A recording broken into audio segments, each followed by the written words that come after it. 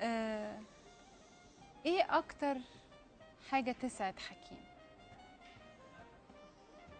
اكتر حاجه تسعدني واكتر حاجه تبسطني هو انبساط الناس مني وانبساط الجمهور من الحاجات اللي انا بقدمها له.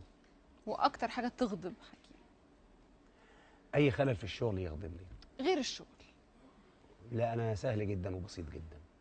يعني ايه سهل جدا وبسيط؟ يعني مفيش حاجه اتنرفز عليها من قريب. يعني ما ازعلش من قريب. ما بالي طويل. بالي طويل يعني مش كلام. و والحاجه اللي بتضايقني او الحاجه اللي تنرفزني ما اقدر يعني ما بوصل لهاش. يعني ما ارضاش اروح لها الا اذا كانت مشكله ولازم ان انا اوصل لها. ولازم ان انا اوصل لها عشان احلها. انما لو بتواجه حاجه مشاكلك ولا بتهرب طبعا منها؟ لازم. لازم. لازم تتواجه المشاكل لان بدون مواجهه للمشكله مش هتتحل. احلها ازاي؟ بتزعل ساعات كتير قوي انك طيب قوي؟ ومين قال ان انا طيب؟ انا شرير جدا. انا بسألك. لا هو انا فعلا فعلا والله الطيبه دي يعني يمكن اخذت مني كتير. بس ما بزعلش لان في المثل بيقول لك اعمل الطيب وارمي البحر. وكله عند ربنا فعلا.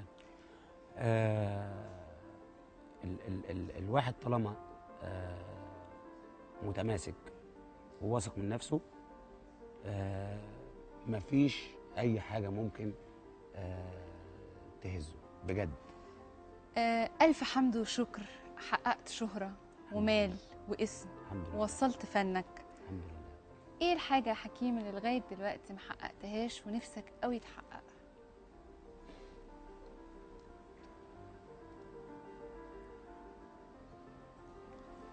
بامانه يعني الحمد لله انا سايب الامور على الله. وسايب الامور تمشي زي ما تمشي.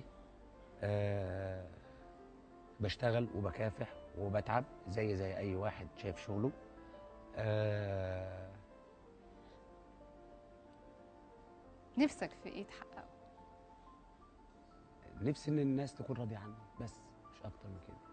والله مفيش حاجه في دماغي ان انا يكون نفسي فيها. الحمد لله يعني انا كويس وصحتي كويسه واولادي كويسين